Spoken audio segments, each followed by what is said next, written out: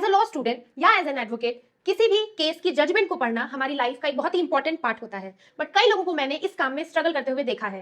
इतनी लंबी लंबी जजमेंट्स आखिर हम कैसे पढ़ें? क्या हमें एक एक line word by word judgement को पढ़ना होगा या इसका भी कोई ट्रिक है?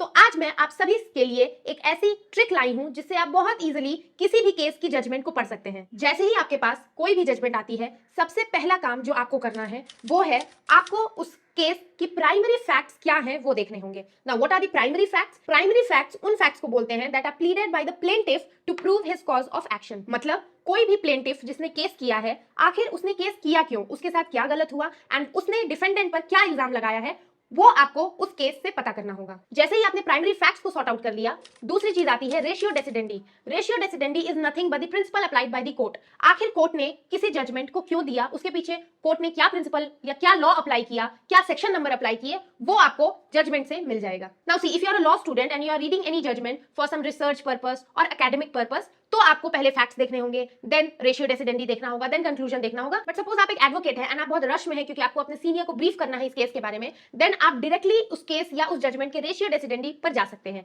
रेशियो डेसिडेंडी जजमेंट के ठीक ऊपर या ठीक नीचे एक बोल्ड लेटर्स में दिए रहते हैं जनरली। सो अगर आपके पास टाइम नहीं है, आप सिर्फ उस रेशियो डेसिडेंडी को पढ़िए and you will get the entire conclusion और जिस्ट ऑफ द जजमेंट। तो अगर आप भी लॉ से रिलेटेड ऐसी ही छोटी छोटी चीजों को लेकर स्ट्रगल कर रहे हैं, देन आप मुझे कमेंट सेक्शन में अपनी प्रॉब्लम जरूर बताइए एंड लॉ अभ्यास will solve each and every problem of yours.